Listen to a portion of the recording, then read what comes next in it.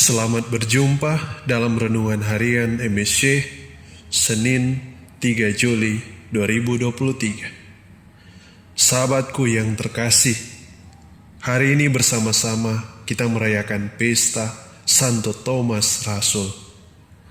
Tentunya kita sudah mengenal siapa Santo Thomas.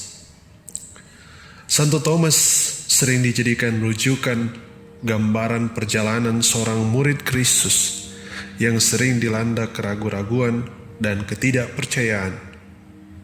Kita pengikut Kristus seringkali juga mengalami keraguan-raguan dan kekurang percayaan, mengalami saat-saat di mana seolah kita membutuhkan bukti terlebih dahulu sebelum dapat mempercayai sesuatu.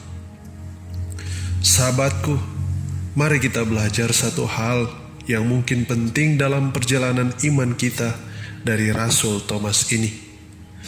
Bukankah kita juga mengalami kerinduan untuk mengalami pengalaman, mengalami perjumpaan yang sangat pribadi dengan Tuhan? Bukankah kita rindu merasakan bahwa Tuhan terasa begitu dekat, terasa begitu nyata dalam hidup kita? Bukankah kita rindu mempunyai pengalaman kedekatan ini, bukan hanya sekedar mendengar atau kagum melalui cerita-cerita atau kesaksian dari orang lain yang sudah mengalami perjumpaan dengan Tuhan? Pengalaman pribadi adalah suatu kerinduan. Sesungguhnya Rasul Thomas saat itu sedang bergumul dengan kerinduan yang sama. Yesus yang bangkit telah menampakkan diri kepada teman-temannya yang lain di saat dia tidak ada bersama-sama dengan mereka. Dan Thomas hanya mendengar cerita dari mereka. Kami telah melihat Tuhan. Mendengar itu Thomas berkata, "Sebelum aku melihat bekas paku pada tangannya dan sebelum aku mencucukkan jariku ke dalam bekas luka, aku sama sekali tidak percaya." Ucapan Thomas ini seringkali dirujuk sebagai suatu ungkapan ketidakpercayaannya. Adapun sesungguhnya sahabatku, ada satu hal yang sedang bergelut di dalam hatinya saat itu. Suatu kerinduan untuk mengalami pengalaman yang sama seperti teman-temannya. Pengalaman personal berjumpa dengan Tuhan secara langsung. Dan dalam kesempatan selanjutnya, Yesus yang bangkit menampakkan diri kepada mereka ketika Thomas ada saat itu.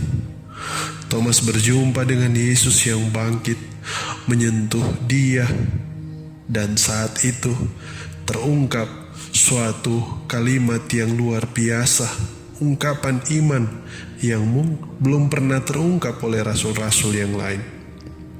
Ya Tuhanku dan Allahku. Inilah momen yang sangat indah dan luar biasa bagi Thomas ketika kerinduan Thomas terpenuhi. Sahabatku, apakah kita juga mempunyai kerinduan yang sama seperti Thomas untuk mengalami pengalaman pribadi berjumpa dengan Tuhan?